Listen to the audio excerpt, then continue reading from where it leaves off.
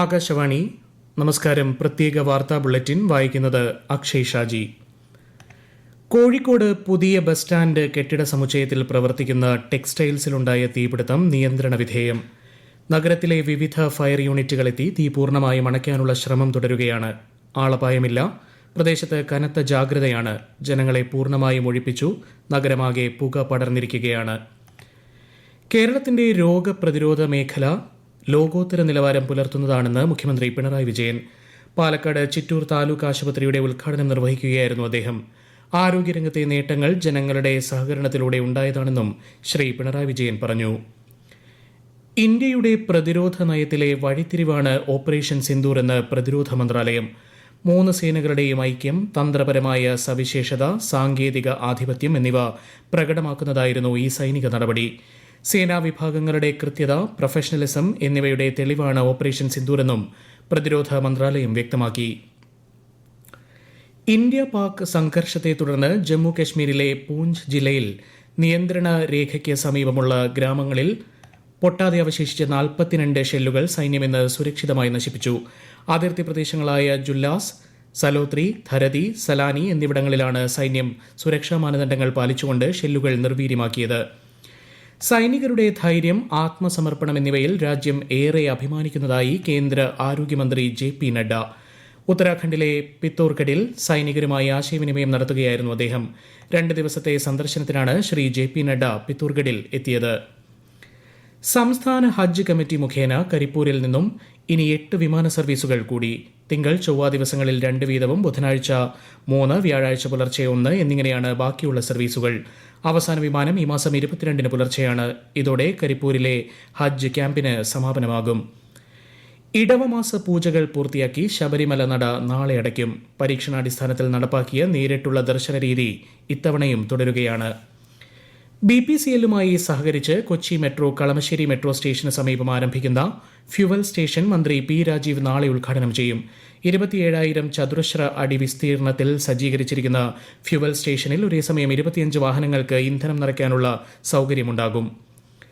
കൊച്ചി വിമാനത്താവളത്തിലെ വിവിധ പ്രവർത്തനങ്ങൾ ഡിജിറ്റൈസ് ചെയ്യുന്ന സിയാൽ 2.0 പദ്ധതി നാളെ വൈകിട്ട് മുഖ്യമന്ത്രി പിണറായി വിജയൻ നാടിന് സമർപ്പിക്കും. 200 കോടി രൂപ ചെലവിലാണ് പദ്ധതി നടപ്പാക്കുന്നത്. സമ്പന്നമായ പൈതൃകം സംരക്ഷിക്കുന്നതിന് സർക്കാർ പ്രതിജ്ഞാബദ്ധമാണെന്ന് മന്ത്രി രാമചന്ദ്രൻ കടന്നപ്പള്ളി.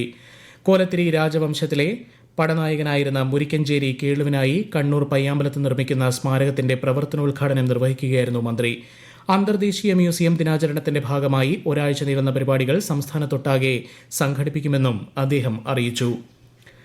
ഓപ്പറേഷൻ ഡിഹണ്ടിന്റെ ഭാഗമായി സംസ്ഥാന വ്യാപകമായി നടത്തിയ പരിശോധനയിൽ 180 പേരെ അറസ്റ്റ് ചെയ്തു. 171 കേസുകൾ കൂടി രജിസ്റ്റർ ചെയ്തു. 2179 പേരെ പരിശോധനയ്ക്ക് വിധേയമാക്കി. മലപ്പുറം കാളികാവിൽ ടാപ്പിംഗ് തൊഴിലാളിയെ കൊലപ്പെടുത്തിയ കടുവയെ പിടികൂടാനുള്ള ദൌത്യം പുരോഗമിക്കുന്നു. വനം വകുപ്പിന്റെ നേതൃത്വത്തിൽ 3 പ്രത്യേക സംഘങ്ങളായി തിരഞ്ഞാണ് തെരച്ചിൽ.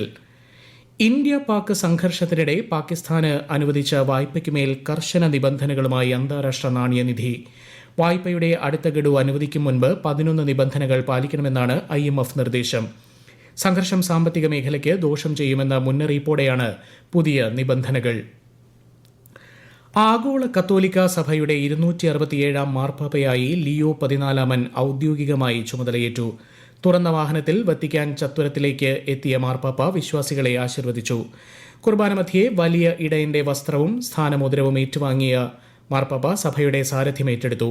സംഘർഷം ഒഴിവാക്കി ഐക്യത്തോടെയും സാഹോദര്യത്തോടെയും മുന്നോട്ടു പോകണമെന്ന് അദ്ദേഹം ആഹ്വാനം ചെയ്തു. വിദേശകാര്യമന്ത്രി S ജയശങ്കറിന്റെ ത്രിരാഷ്ട്ര സന്ദർശനത്തിന് നാളെ തുടക്കമാകും. 6 ദിവസത്തെ പര്യടനത്തിനിടെ അദ്ദേഹം നെതർലാൻഡ്സ്, ഡെൻമാർക്ക്, ജർമ്മനി എന്നീ രാജ്യങ്ങൾ സന്ദർശിക്കും. 3 രാഷ്ട്രതലവന്മാരുമായി ശ്രീ ജയശങ്കർ കൂടിക്കാഴ്ച നടത്തുമെന്ന് വിദേശകാര്യ മന്ത്രാലയം അറിയിച്ചു. IPL ക്രിക്കറ്റിൽ രാജസ്ഥാൻ റോയൽസിനെതിരെ പഞ്ചാബ് കിങ്സിന് 10 റൺസ് ജയം. 220 റൺസ് വിജയലക്ഷ്യവുമായി ഇറങ്ങിയ രാജസ്ഥാൻ റോയൽസിന് നിശ്ചിത ഓവറിൽ 7 വിക്കറ്റ് നഷ്ടത്തിൽ 209 റൺസ് നേടാനേ സാധിച്ചുള്ളൂ. 2ാം മത്സരത്തിൽ ഡൽഹി ക്യാപിറ്റൽസിനെതിരെ ഗുജറാത്ത് ടൈറ്റൻസ് ഫീൽഡിംഗ് തെരഞ്ഞെടുത്തിട്ടുണ്ട്. വിദ്യാർത്ഥികൾക്ക് കേന്ദ്ര സർക്കാർ സൌജന്യമായി ലാപ്ടോപ്പുകൾ നൽകുന്നു എന്ന തരത്തിൽ പ്രചരിക്കുന്ന വാട്സ്ആപ്പ് സന്ദേശങ്ങൾ വ്യാജമാണെന്ന് PIB ഫാക്ട് ചെക്ക് വിഭാഗം അറിയിച്ചു. ഇത്തരത്തിൽ പ്രചരിക്കുന്ന ലിങ്കുകളിൽ ക്ലിക്ക് ചെയ്യരുതെന്നും നിർദ്ദേശമുണ്ട്. സംസ്ഥാനത്ത് വരുന്ന 5 ദിവസം ശക്തമായ മഴയ്ക്ക് സാധ്യതയെന്ന് കേന്ദ്ര കാലാവസ്ഥാ വകുപ്പ്. മലപ്പുറം, കോഴിക്കോട്, വയനാട്, കണ്ണൂർ, കാസർഗോഡ് ജില്ലകളിൽ ഇന്ന് മഞ്ഞ ജാഗ്രതയാണ്. പ്രത്യേക വാർത്താ ബുള്ളറ്റിൻ കഴിഞ്ഞു. അടുത്ത വാർത്താ പ്രക്ഷേപണം നാളെ രാവിലെ 6:45-ന്.